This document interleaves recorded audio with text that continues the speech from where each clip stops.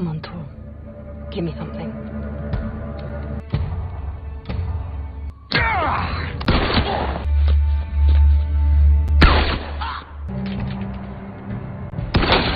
Halo semua, selamat datang kalian hari ini.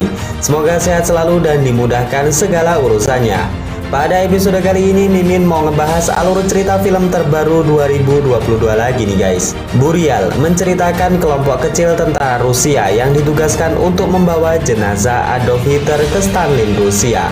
Film ini diambil berlatar belakang di akhir Perang Dunia II yang menjadi kekalahan Nazi Jerman.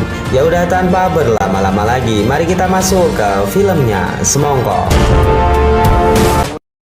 Film dibuka dengan memperlihatkan seorang nenek tua berusia lebih dari 60 tahun atau yang biasa kita sebut lansia. Nenek ini bernama Anna Marshall. Tak lebih dari nenek-nenek pada umumnya. Anna yang selesai menonton televisi melanjutkan waktu malamnya untuk beristirahat. Setelah Anna masuk ke dalam kamarnya, tak disangka seorang pemuda bertopeng tanpa izin tuan rumahnya masuk dengan cara mengendam.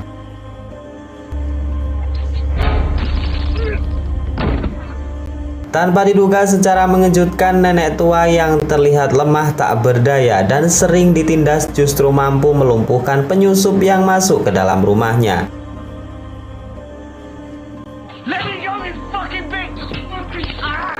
Dia adalah pemuda yang menjadi mata-mata Jerman dan bermaksud untuk membunuh Anna karena memiliki jejak riwayat masa lalu yang kelam. Pemuda tersebut mengatakan jika ia tahu kejadian sebenarnya di Berlin, dan di sini Anna meresponnya dengan tertawa jahat. Usai berbasa-basi, Anna kemudian menghembuskan semacam obat penenang kepada pemuda tersebut. Dan ia pun mulai menceritakan masa lalunya. Dan inilah film Burial, pengantar jenazah Adolf Hitler. Berlatar di tahun 1945, tepat di kota Berlin, saat Uni Soviet berhasil mengalahkan Nazi Jerman. Nampak sosok gadis muda yang merupakan seorang sniper Rusia yang bernama Anna. Di saat itu Anna ditugaskan oleh atasannya untuk mengawal sebuah peti yang berisikan sosok nomor 1 di Jerman. Tujuannya jenazah tersebut akan dibawa ke Moskow, Rusia sebagai bentuk kemenangan Uni Soviet secara penuh. Sang kolonel berpesan kepada Anna agar jangan sampai memberitahu pasukan yang lain tentang isi jenazah yang berada di peti tersebut, karena misi ini adalah misi yang sangat rahasia. Kelompok tentara kecil ini pun berangkat menggunakan sebuah mobil, dan bahkan sebagian tentara harus berjalan kaki karena alasan keamanan. Jalan yang harus mereka lalui tentu tidak mudah. Jarak 5.000 km lebih antara Berlin dan Stalingrad harus dilalui dengan jalur darat, dan mereka juga tak dibekali alat komunikasi apapun demi menghindari peretasan musuh.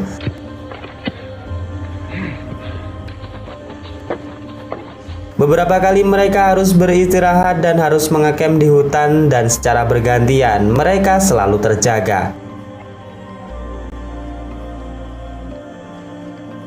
3 hari perjalanan telah dilalui oleh kelompok tentara kecil ini. Mereka saling bahu-membahu menghadapi rintangan dan menyelesaikan masalah tanpa sedikit pun bertanya siapa jenazah yang sedang mereka bawa. Welcome back to Poland.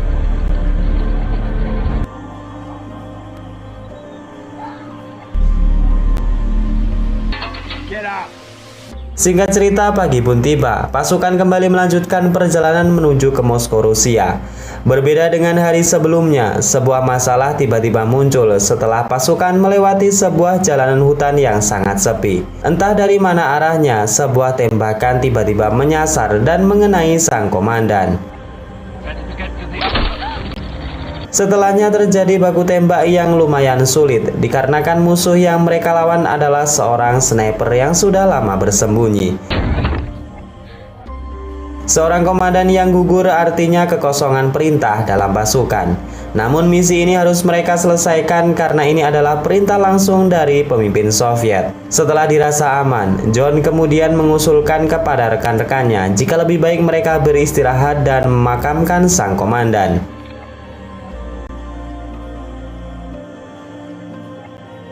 Selesai memakamkan sang komandan di tengah hutan, salah seorang prajurit yang bernama Dimitri mengajak ketiga rekannya untuk pergi ke desa terdekat. Jelas saja tindakan tersebut segera dicegah oleh Anna. Ia sangat khawatir jika saja mereka disergap oleh tentara Jerman yang menyamar sebagai penduduk desa. Namun Dimitri mengatakan jika mereka hanya pergi sebentar untuk mencari beberapa minuman. Sekian jam telah berlalu. Hari hampir menunjukkan gelapnya, namun Dimitri dan ketiga rekannya belum juga kembali. Terlihat Anna sangat khawatir jika saja Dimitri dan yang lainnya saat ini telah tertangkap oleh pasukan Jerman. Ia pun menyuruh John dan pasukan yang tersisa untuk menjaga peti, sedang ia sendiri akan menyusul Dimitri dan ketiga rekannya.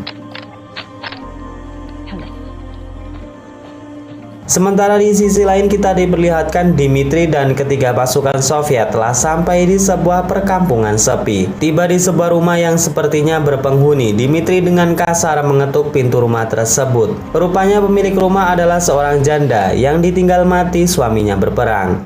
Dengan sangat tidak sopan, Dimitri meminta wanita tersebut menyiapkan makanan dan beberapa vodka sebagai jamuan warga sipil kepada tentara yang berjuang di medan pertempuran.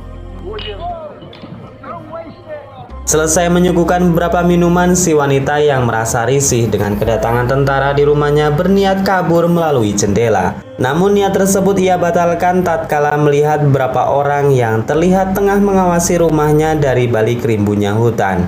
Setelah membalikan badan, si janda semakin merasa kaget setelah melihat Dimitri yang sudah di belakangnya. Ia pun kemudian meminta untuk dilayani.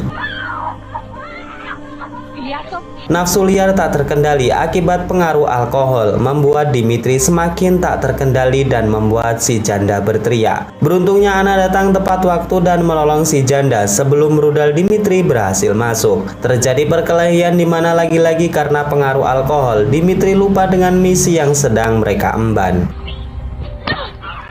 Suasana semakin dimeriahkan setelah seorang pria yang datang dari balik kegelapan dan menodongkan senjata. Dia adalah pemuda kampung yang bernama James dan datang setelah mendengar suara keributan. Tak disangka di tengah ketegangan tersebut mereka terdiam setelah mendengar beberapa kali tembakan yang bersumber dari ruangan utama. Setelah diperiksa kembali, betapa terkejutnya mereka tatkala melihat ketika pasukan Rusia yang tadi asik mabuk telah tewas terkapar dengan luka tembak. James kemudian mengatakan jika kemungkinan besar yang membunuh mereka adalah pasukan Jerman yang masih tersisa dan sekarang bersembunyi di dalam hutan. Mendengar hal tersebut, mereka pun bergegas kembali ke hutan bergabung dengan yang lainnya. Namun situasi tak sebaik yang mereka kira, di mana John dan pasukan Rusia telah diserang oleh tentara Jerman.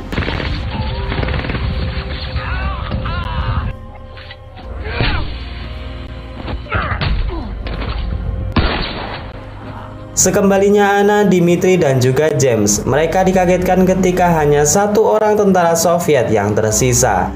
Sedangkan John dan pasukan yang lain telah hilang bersama dengan satu-satunya mobil yang mereka punya. Namun beruntungnya peti yang sebelumnya mereka turunkan tak diketahui tentara Jerman karena telah disembunyikan di dalam tanah. Anna kemudian bertanya kepada James di mana tempat yang dirasa aman untuk berlindung malam ini. James kemudian menjawab terdapat sebuah rumah yang ia kenal pemiliknya dan rumah tersebut cukup aman dari pasukan Jerman.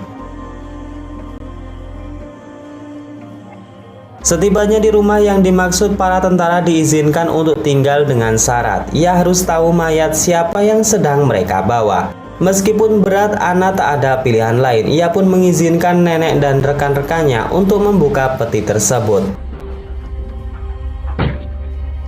Setelah dibuka beberapa saat, seluruh mata menyaksikan dengan terbengong. Bahkan tentara Soviet sendiri yang sebelumnya tak tahu menahu isi peti tersebut. Mereka baru menyadari jika tujuan Jerman memburu mereka adalah untuk mengambil mayat Hitler yang akan dibawa ke Stalingrad. Si nenek kemudian mengatakan jika sebaiknya mereka membawa mayat tersebut ke gudang kayu bakar yang terletak di belakang rumah.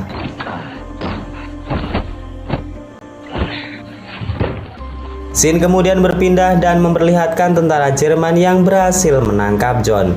Ia dibawa dan diinterogasi salah satu komandan Jerman.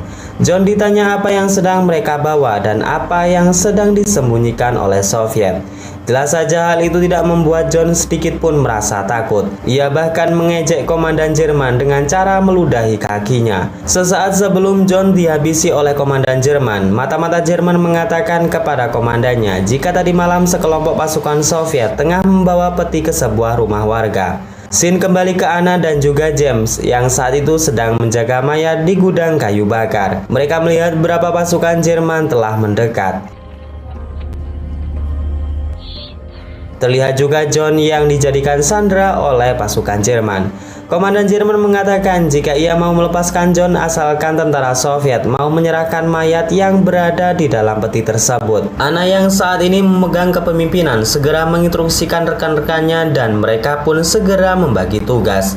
Sebagian bertahan dari serangan Jerman, sedangkan ia dan juga James akan bertindak sebagai sniper. Come on, Thor. Give me something.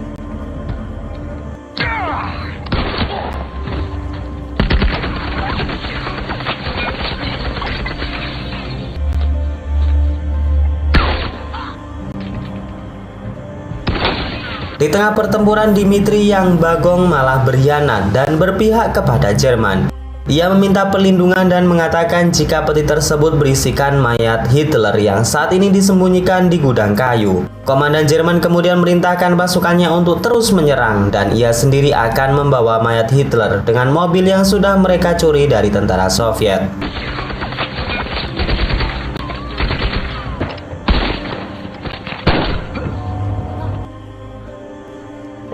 Singkat cerita, Jerman berhasil membawa mayat Hitler.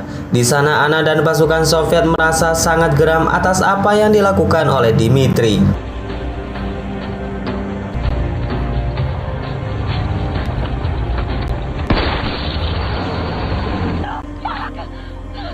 Mereka kemudian kembali menyatukan pasukan dan bergegas melacak kemana Jerman melarikan diri. Scene film kemudian menunjukkan sebuah bangunan bekas gereja tua di sebuah hutan. Terlihat tentara Jerman sedang membuat sebuah video propaganda yang mengatakan jika Lord mereka masih hidup dan sekarang tengah dioperasi. Tujuannya adalah untuk kembali memberikan semangat kepada pasukan Jerman yang saat itu sedang terpuruk. Setelah pembuatan video selesai, tiba-tiba sebuah granat masuk melalui jendela. Rupanya Anna dan pasukan Soviet telah berhasil melacak keberadaan pasukan Jerman. Dan sekarang mereka hendak merebut kembali jasad Hitler.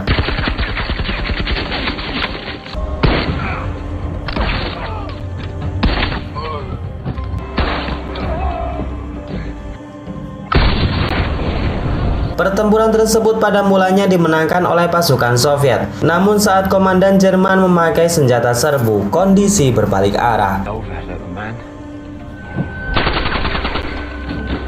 Pasukan Soviet terdesak dan kehabisan amunisi. John kemudian berinisiatif menyelamatkan Anna dengan melemparkannya keluar gereja. Ia kemudian diselamatkan oleh kakek dan juga nenek pemilik rumah yang mereka tinggali sebelumnya. Ia juga menutup pintu gereja tersebut dan membuat komandan Jerman terjebak di dalam. Di detik akhir kematiannya, John yang berhasil merebut kamera Jerman kemudian merusaknya. Tujuannya agar semua barang bukti dan rekam jejak insiden ini tidak diketahui oleh pasukan Jerman.